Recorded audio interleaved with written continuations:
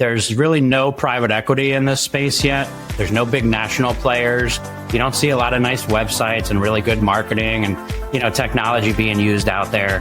So we saw a huge opportunity to kind of leverage our strengths to go out and into the fencing industry.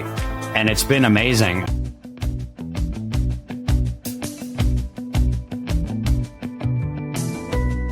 Hello, everyone, and thanks for tuning in to the latest edition of FranCoach's Franchising 101 podcast. I am Tim Parmeter, founder and CEO of FranCoach and your podcast host. Today, we're going to welcome in one of our franchise partners to discuss their brand. Today's featured franchise is a home service franchise that features a high-end product with a large average ticket price, minimal overhead, a small team, yet very easy to scale into multiple territories. Oh, and it's also backed by a large company with tons of support. Sounds pretty good, right? We'll get into them in a second, but first, quick reminder of who we are. And FranCoach is the premier franchise consulting firm. Our number one goal is not to sell stuff. Our number one goal is to properly educate you on franchise ownership to determine if this is the path for you. If so, we're going to now find you your absolute best franchise to own. We can never stress enough to folks, this is the most individualized and personalized process out there. There's not a best franchise or industry. It's what's your best. That's what our team here at FranCoach is willing and able to help you with. That's us. Now let's get to our guest. All right. Welcome back to the Franchising 101 podcast. And with us today is, again, the Vice President of Franchise Development for our featured franchise, which is Stand Strong Fencing, Mr. Anthony Spagnola. Anthony, thanks for joining us. Thanks for having me on, Tim. I'm excited to be here. We'll see how this goes. I'm pretty, these are some hard hitting questions. I usually do everything I can to bring people to tears, halfway through this. So, we are looking forward to learning about Stand Strong Fencing. I'm very confused as to what it does based on the name. But franchising, as you know, you've been doing this a while. This is a people business. I always like hearing stories. Give us the Anthony scoop, man. How did you get into this crazy thing that is franchising? Yeah. Like I think a lot of people, I kind of just fell into franchising. I was working in New York City for some tech startups, and we had this cool technology. They wanted to kind of branch into the franchise space. So they started sending me to all the franchise expos and conferences, and I started selling into franchisors. And that led me into the lead generation side of franchising. So I actually worked with the company that owned franchisehelp.com. We were selling leads to franchisors and to consultants. So I was on that side of the business. And then I left there to become like an independent franchise consultant. So I helped some small emerging franchises get off the ground. Then I was approached by some friends to start this little healthy, fast casual restaurant franchise. And I became a franchisee for them as well. Oh, nice. So I had 2 restaurant franchises for a little while.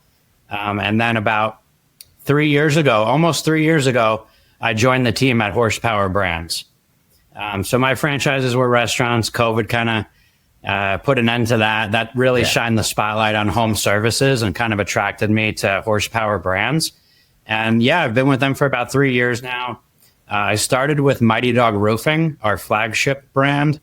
I did the development for Mighty Dog for about a year. And then a little over a year and a half ago, we launched Stand Strong Fencing, and the rest is history.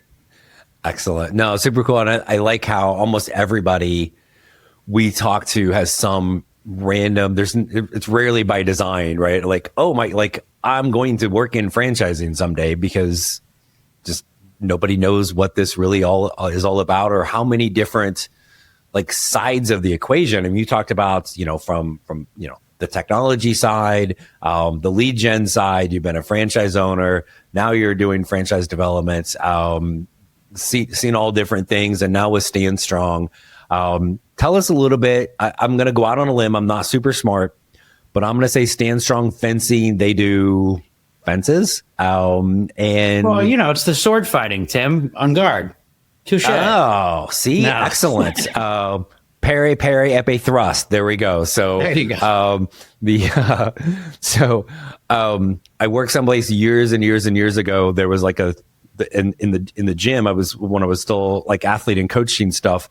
And there was a guy that would come in like 2 nights a week and he would be teaching this. And it was the weirdest thing to watch. But I remember just hearing that over and over again. Then you're like, it's kind of the randomness of people that are really, really good at things. Like the dude had been like literally in the Olympics for fencing and now is just in this random gym teaching lessons. Right. And so, no, super cool. So tell us a little bit about Stand Strong Fencing, obviously fencing, but from a consumer standpoint, talk about some of the things like the products, kind of who those customers are. Give us kind of that take to begin with.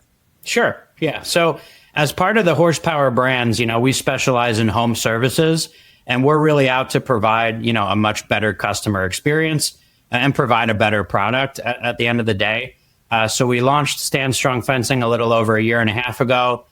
Because the fencing industry has a tremendous demand. There's really no private equity in this space yet. There's no big national players.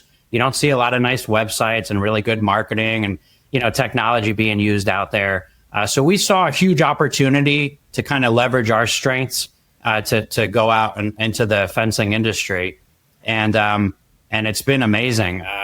We do every type of fence you can possibly think of. So wood, vinyl, ornamental, which is your steel, aluminum. We do Trex and other types of composite fencing. We do chain link, wire, you name it. We can do it for both residential and commercial.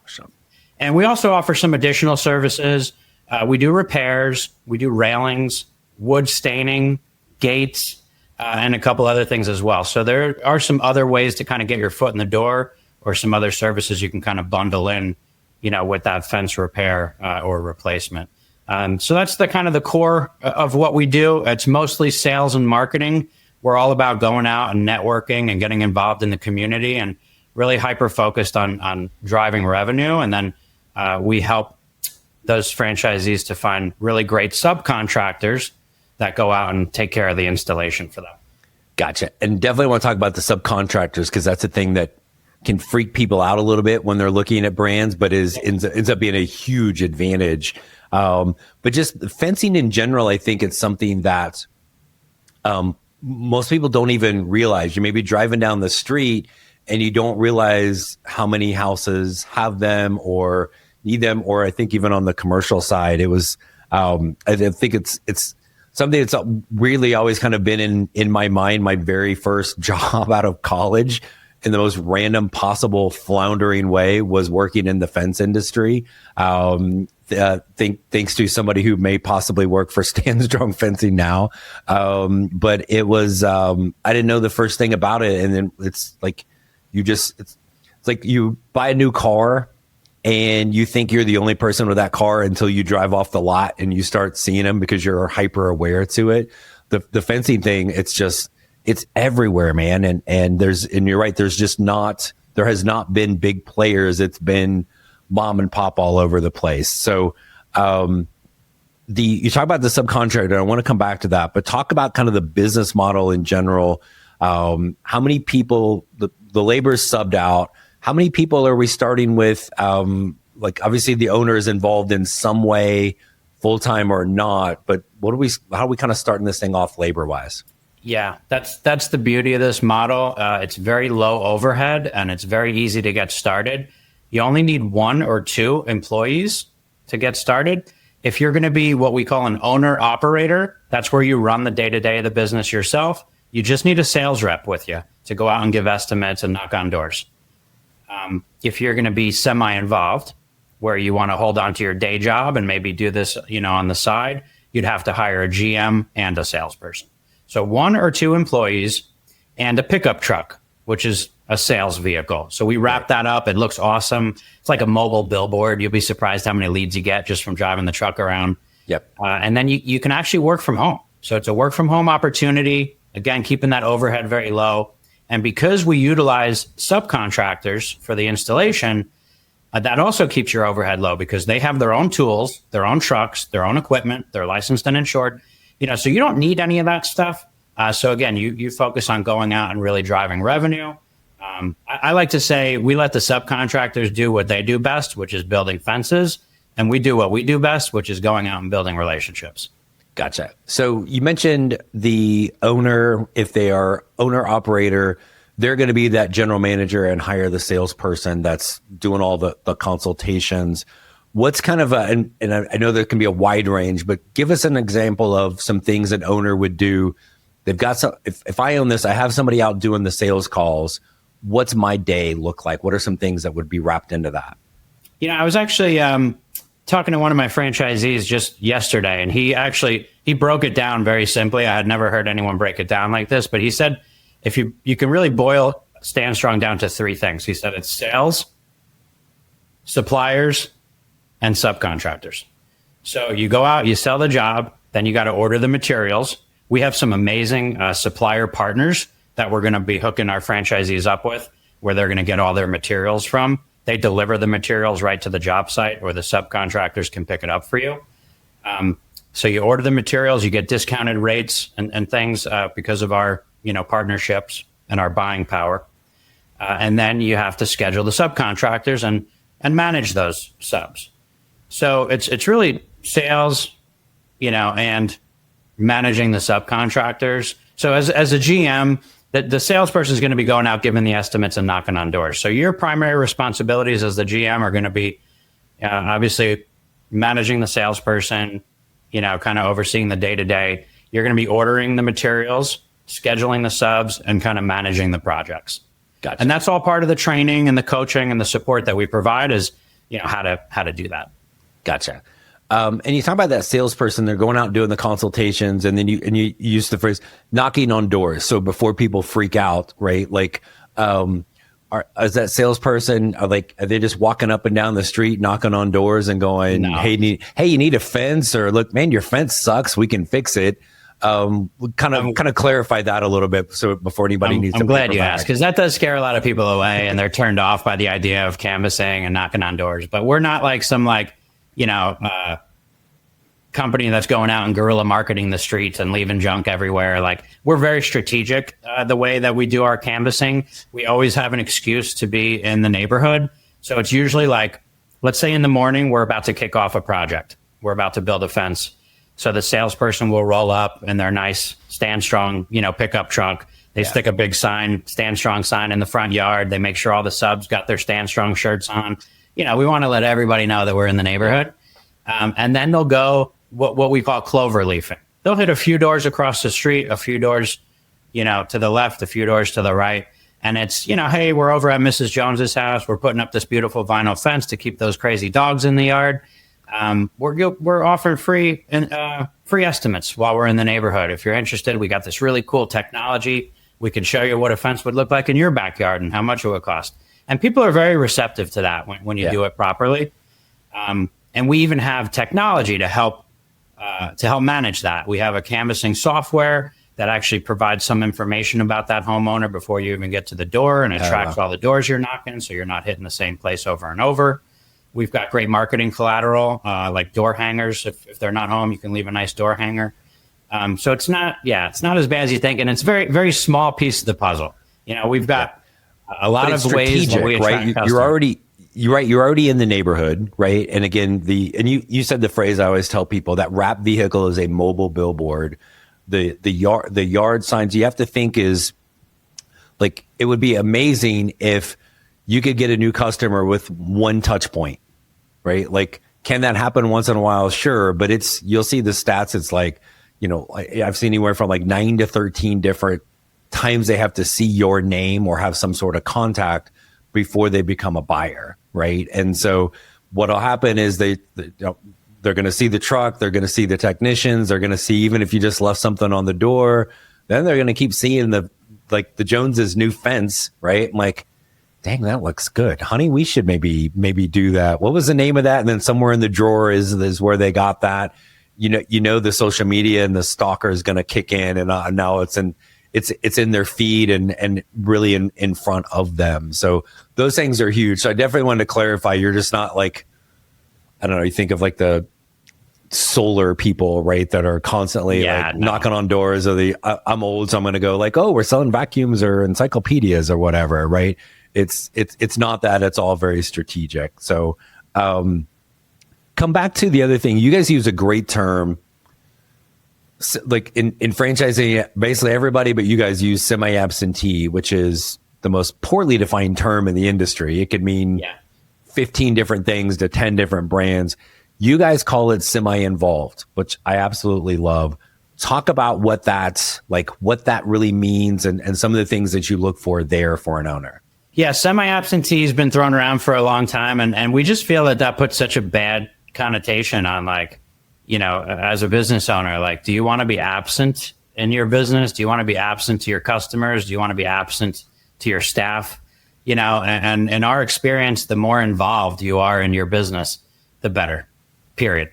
Right. So, like, you know, we prefer owner operators. Everybody, I think, you know, loves an owner operator, but not everybody can afford to go all in on a business and, you know, sacrifice their W-2 income to go build something. And we understand that. So that's why the semi-involved model is great for those people who want to keep their W-2 income. You hire a GM and a salesperson, and they kind of help get your business off the ground. And then, you know, maybe you can go all in on the business, you know, down the road. So even as a semi-involved owner, you still need to be present. You need to be present to your staff. You need to be present to your customers. The more so, the better. So I usually tell people, you know, even as a semi-involved owner, you should be willing and able to put in at least 10 to 15 hours a week, especially in the beginning. You're building a new business. Right. The more time you can put in, the better. You know, and everybody's in a different situation. If you have a 9 to 5 or maybe more, you're putting in overtime, you're going to an office, you can't get out from in front of the computer for an hour to go take a customer call. It's going to be hard to start a business, you know? Yeah. But if you have a flexible work-life balance, maybe you work from home, you can take a couple hours here and there to go take care of a customer or something going on. Like, I think the semi-involved model is great. Yeah.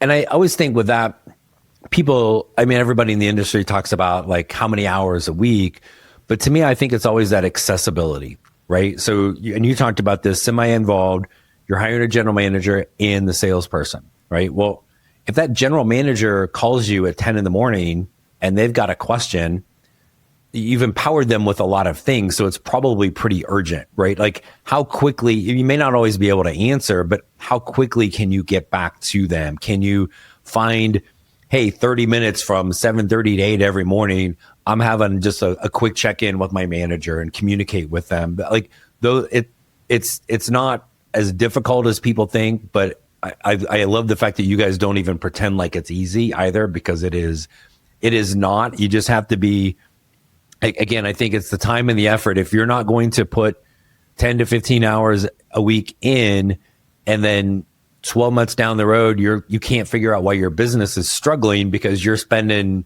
2 hours. Yeah. Like, let me help you with the answer. It's like, it's in the mirror, right? So from that, and but I love the term, right? Because again, that probably speaks to it a little bit better. So we got a general manager, or it's the owner. We've got the salesperson. It's home-based, but we've got stuff, right? Like all the material for all of the jobs. Is that always delivered to the job site? Do we eventually need some place to have kind of like as a storage? How does that work? Yeah, so we recommend working from home and keeping the overhead as low as possible in the beginning. Yep. You know, focus on sales, get the business off the ground. Once we see that you're selling enough of certain products, you know, where it makes sense, then you could reinvest in your business. You can get yourself some real estate. And that's not like a customer facing showroom or anything like that. We're talking about like, you know, 1,500 to 2,000 square foot fenced in lot, maybe a little warehouse if you get a good deal, but just somewhere where you can get deliveries and start buying in bulk. So nothing fancy. It can be in an industrial area. And that's kind of like level 2, right? So we like to start off, keep it simple, focus on sales, work from home. The suppliers, if they don't offer delivery right to the job site, then the subcontractors will typically pick it up for you. So either way, you don't need any space. You know, eventually you'll notice that, you know, there's going to be some leftover materials here and there. And, you know, there's going to be things that, you may want to eventually get a little storage space, maybe a garage, up until the point where you end up getting yourself a little yard or something and start buying in bulk. Gotcha. Just so your spouse doesn't kill you for stacking up materials in the garage, Right. Exactly. Let's talk about the subcontractors, right? It's kind of the elephant in the room. And I think pretty much every person, when we talk about staff, right? It's sales, it's skilled labor, it's unskilled labor. They can all kind of wrap their head around that. Subcontractors, more times than not, it's like, whoa. Wait, subcontractors, right? And I think the majority of the time it's because we think of it as a homeowner, right? Like, oh man, it's so hard to find anybody good to do this work. But you're going to sit there and stand strong when the customer says that. You're going to go, yeah, because they all work for us, right? We've cornered the market on that talent. That's what ends up happening. But at the beginning, it can be a little scary. So talk a little bit about how you guys are going to but help those owners find the good subcontractors and kind of build those relationships. Yeah, I agree with you. I think that's everybody's biggest concern that I meet with is, what if I can't find good subs? Yeah. What if I can't find people to do the work? What if they don't do a good job? So I get it.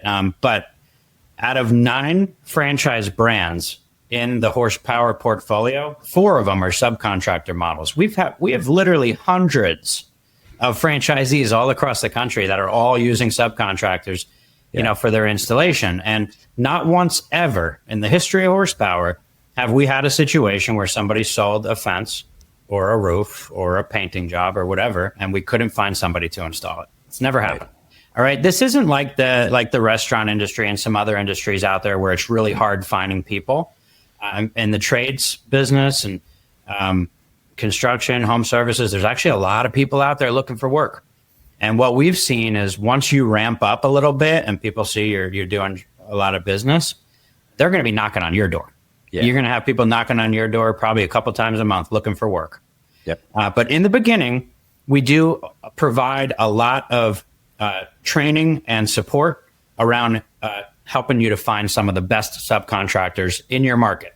All right. First, we're going to leverage our internal network. I've got guys on my team with multiple guys on my team with over 30 years in the fencing industry. These guys have worked all across the country.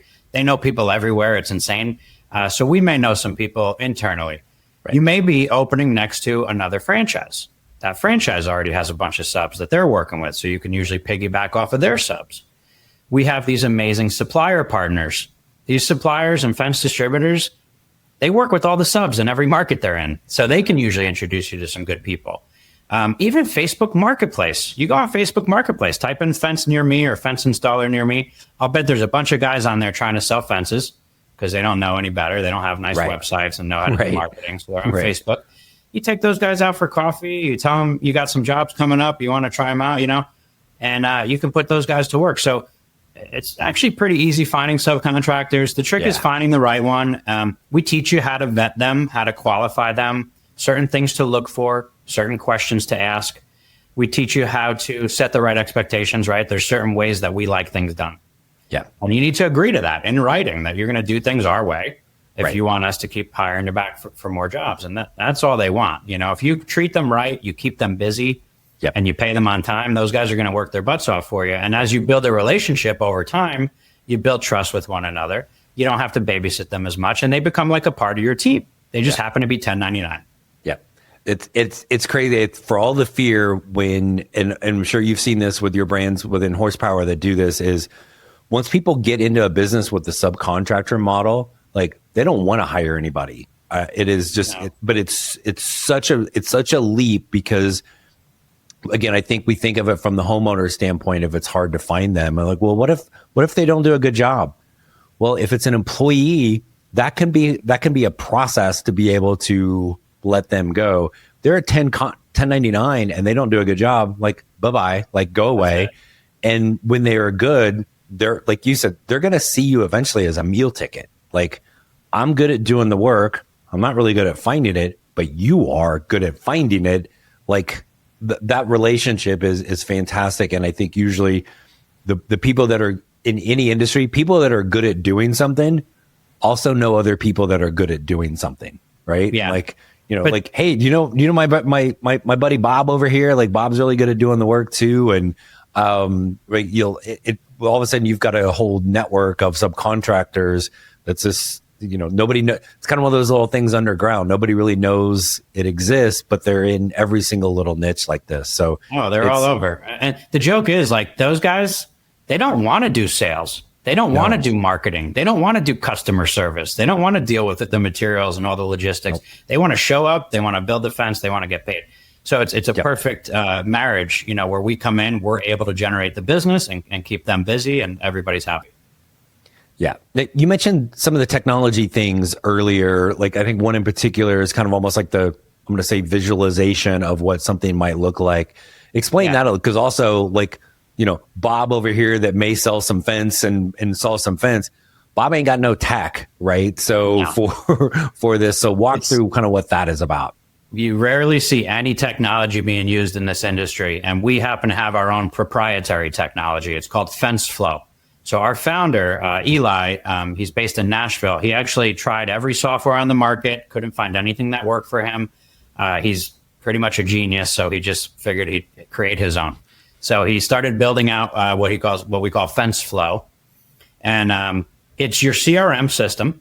So it manages all your customer info. It manages your sales pipeline. You can see everything going on in your business at any time. It's a communication tool, so you can communicate and chat with your customers. It's got automated follow-ups built into it. It's your point of sale, so you can do your invoicing through Fence Flow. Customers can pay online through the app. It even has built-in consumer financing options if they want to pay monthly as opposed to paying up front for the fence, which is nice. And then it's a really powerful sales and estimating tool. So it used to be where you'd have to take a satellite image, which was still really cool. You take a satellite image on your iPad or your smartphone, you can draw the fence out, it picks up real life measurements, and then you can quote them right there on the spot. Recently, we actually added augmented reality and this 3D visualizer. So now you can look through the camera phone on your smartphone or on your iPad, and you can actually draw the fence out through the camera. It picks up real life measurements super accurately. We build in your material cost and your labor cost, which we know based on the measurements. So this way you can set your margin, you can give an estimate right there on the spot, and then you can now show the customer what the fence is going to look like. So imagine you're looking through a camera, and all of a sudden there's a real fence in your backyard. It looks so real, like you can walk up and touch it. So if you're stuck between wood or vinyl or aluminum, or maybe different types of privacy fences, you want to see how much privacy it provides, you can have someone go walk behind it. It's incredible tech, and nobody has anything like it. So that's a huge kind of competitive advantage that we have. And that sounds way better than the orange wheel of walking the perimeter of the yard, or you go someplace, the big box things, or you're looking at something online. It's got to be almost like a jaw dropping moment for that potential customer. Yeah, customers love it. They really do. And it gets better and better every day. I mean, that's the coolest part, is that we have an in-house developer now, and he works very closely with the franchisees to get ideas and to get feedback, and he pushes updates constantly. So this technology just gets better and better every day. Awesome. The owner, and you didn't say this, but I want to kind of clarify this. You don't need people with fencing experience to be owners. In fact, probably don't want that. But then, and this goes in every franchise, but I always like to bring it up. You don't need the fence experience because you have fence people. You got a founder that obviously founded this sucker. But you got some support people on your team that are out there in the field working with franchise owners that have decades of experience to be able to kind of help them on maybe the technical aspect of the industry, correct? Yeah, we almost prefer that you don't have industry experience, because sometimes you'll come in with bad habits and stuff. Yeah. So most of my franchisees don't have any construction or home service experience. I'll be honest with you, most of them, it's their first time ever owning a business. And that's why people choose Horsepower, because we do have amazing training. We've got some killer technology and software to help you manage everything. We've got ongoing support with dedicated franchise business coaches. Like I said, my franchise business coaches have over 30 years each in the industry, in the fencing industry. These guys have seen it all. And you're going to be able to always get a hold of somebody. If you can't get a hold of your business coach, you're going to be able to get a hold of one of the other business coaches, one of our directors, our VP. So yeah, our support's incredible. So you definitely don't need industry experience. We're going to teach you everything you need to know about selling fence and how to use our software. Absolutely.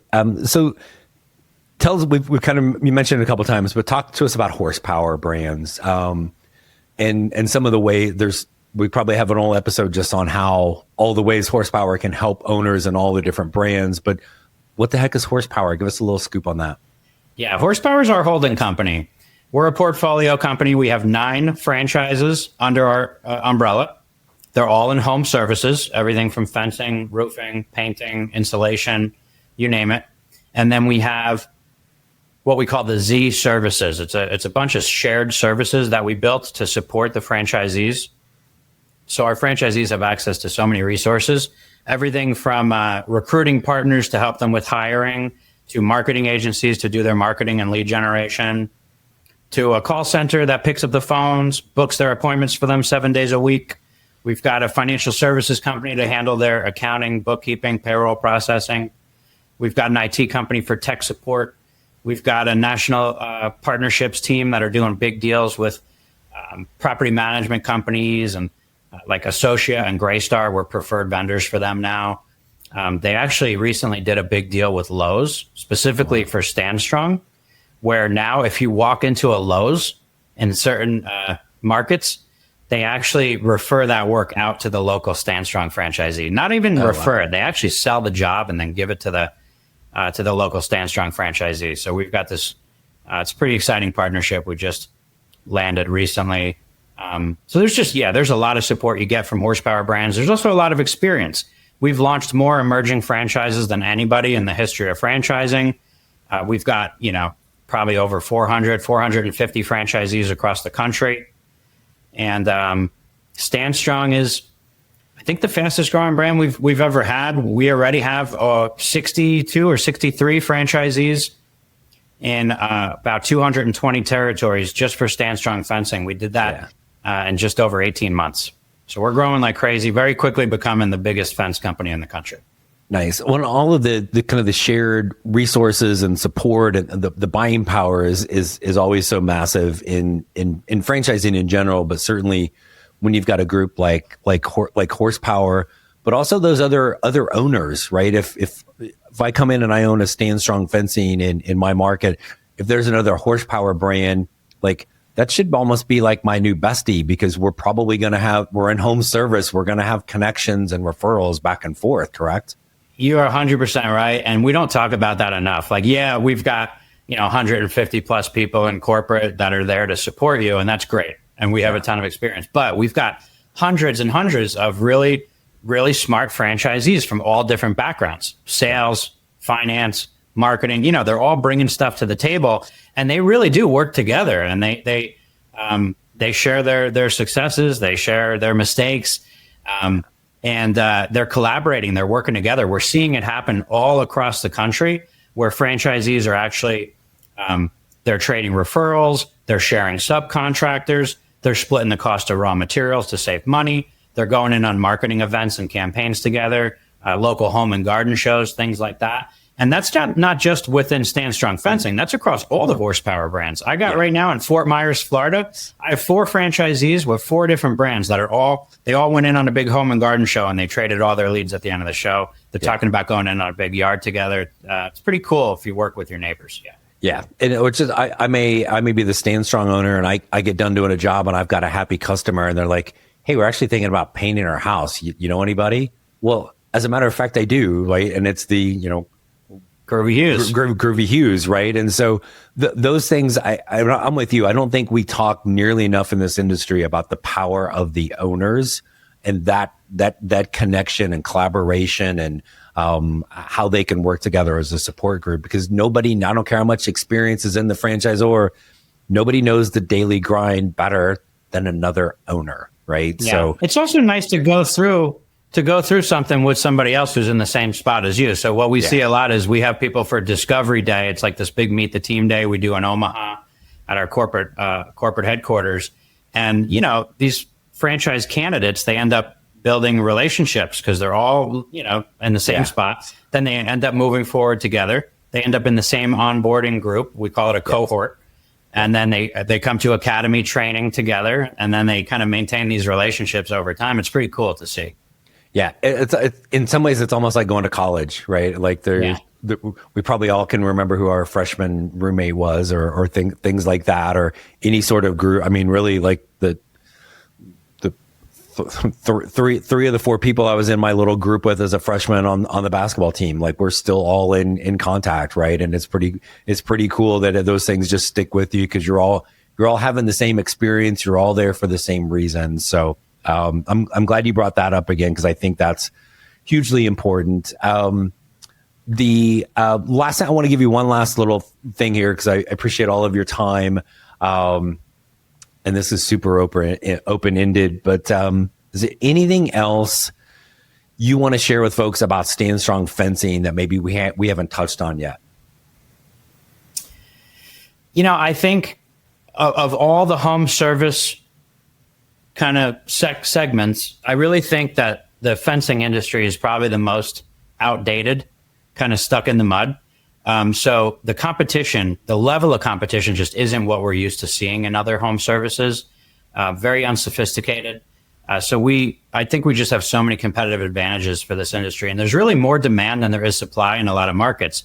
I have an exercise. I think it's the best exercise you can do if you're thinking about starting a fence company is you just reach out to all the local fence companies, pretend that you're a customer, try to get some quotes and see what you get. And I think you'll be amazed. I've heard some stories where, they don't pick up the phone. They don't call you back. They don't want to come to your house. They're not very professional. And if you start talking to your friends and family about, who have fences, hey, how'd you get your fence? Where'd you find it? How was your experience? You're going to hear some stuff and you'll see that the bar is set pretty low in this industry. So coming out with horsepower behind you, if you put in the work and you follow the playbook, it's definitely a recipe for success. Yeah. I love that. Like, just try to make some phone calls and see how that goes. Does anybody even answer? If they do, they're probably in the middle of a job and like, I'll get back to you or whatever. So my wife and I just went through this we won a gift certificate for, it was gutters. And so she calls and well, like I got a free gift and he had like a few other services. Like you can't get a call back, right? Like, it's like, I'll swing by later this week and take a look and give you a quote. And, that was 2 weeks ago, man. We're still waiting. Yep. And that's the norm in all of home service. And again, having all those things, even just back to what you talked about, the wrapped vehicle, the uniformed, the officers, the technology, the call center, right? There's no wonder if somebody's going to answer or not. You're going to have a professional human being answer the phone and have a conversation with you. So, cool. Anthony, thank you so much, man, for coming on and talking about Stand Strong Fencing as part of Horsepower Brands. I greatly appreciate your time. Yeah, this was fun. Thanks again for having me, Tim. No, my pleasure. Thanks to Anthony Spagnola from Stand Strong Fencing for joining us again. And as always, thanks to our loyal listeners for tuning in. I hope these podcasts provide some insight into the absolute amazing possibilities and things that can be achieved in the world of franchising. Be sure to, again, follow, subscribe us wherever you're getting your podcasts. Social media. Don't forget our YouTube channel, new and improving YouTube channel. All of our podcast episodes, our Franchising 360 show is there. You can also see that every Friday, 8 Eastern, 5 Pacific on Biz TV, a bunch of other things. But when you are ready to learn a little bit more, take that first step. Reach out to our team. FranCoach.net is us. There's never, ever any fee for our service. So what are you waiting for, man? Take that first step. Reach out to us and let us help you create your better tomorrow. Thanks so much. We'll see you next week.